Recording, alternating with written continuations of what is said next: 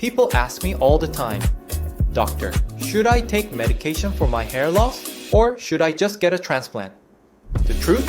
Both can be valuable tools, but they're not equal. If your hairline is creeping back or your crown is thinning, choosing the right treatment could mean the difference between holding the line and actually restoring what you've lost. I'm Dr. Ko, a hair transplant surgeon in Korea.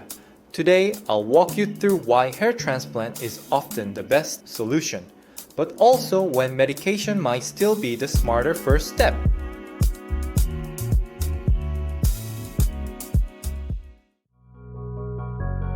Let's start with medication. Finasteride, dutasteride, and minoxidil are the most common. They work by either blocking DHT, the hormone responsible for shrinking follicles, or by stimulating new growth from weakened follicles. These are great options for early stage hair loss.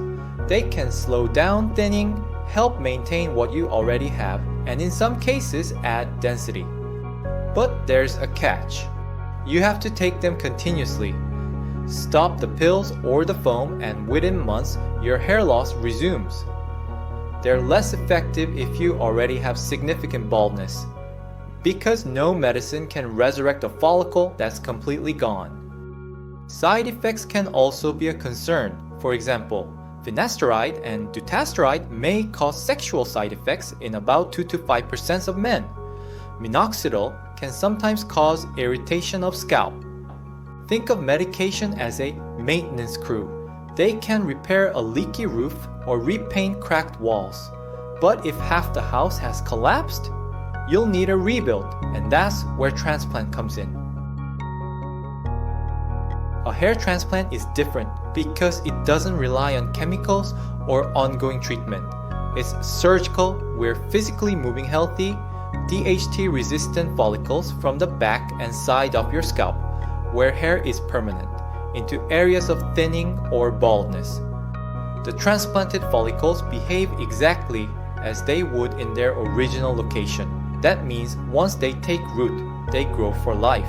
You can wash them, cut them, even dye them. No special care required beyond normal hair hygiene.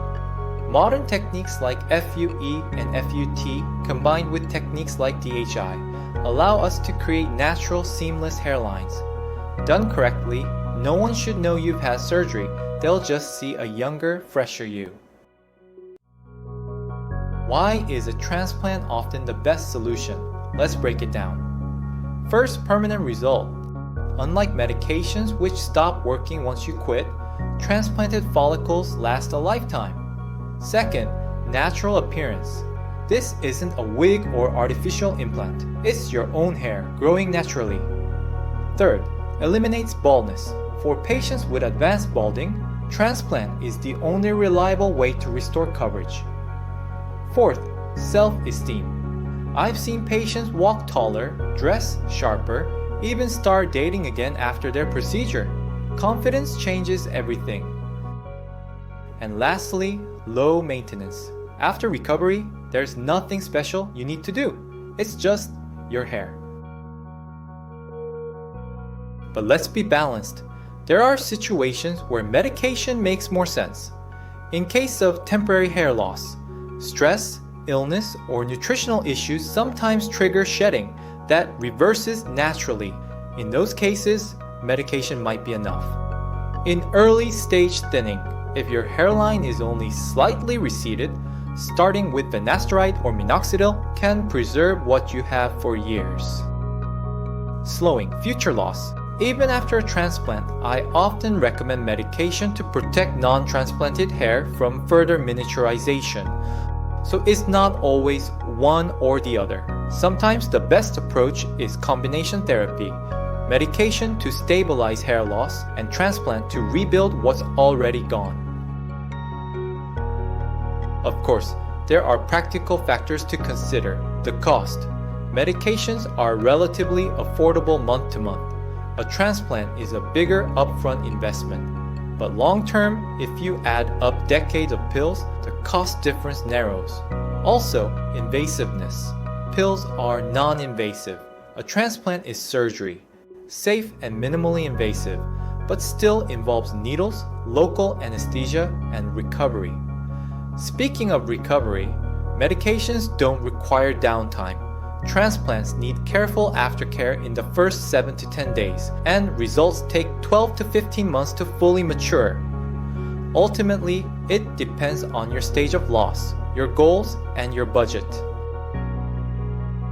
So, is hair transplant the best solution for hair loss? For men with advanced thinning, yes. It's the only permanent natural way to restore density where medications can't. But if you're in the early stages, medication can buy you time and help maintain what you have. And in many cases, the best outcomes come from combining both. If you're considering a hair transplant in Korea, remember, the most important decision isn't just when to do it, but who performs it. Technique, precision, and artistic hairline design make all the difference between results that look obvious and results that look like you never lost hair in the first place. I'm Dr. Eric Ko. Thanks for watching, and if you found this helpful, subscribe for more insights on hair loss, treatments, and what's really possible with modern hair restoration.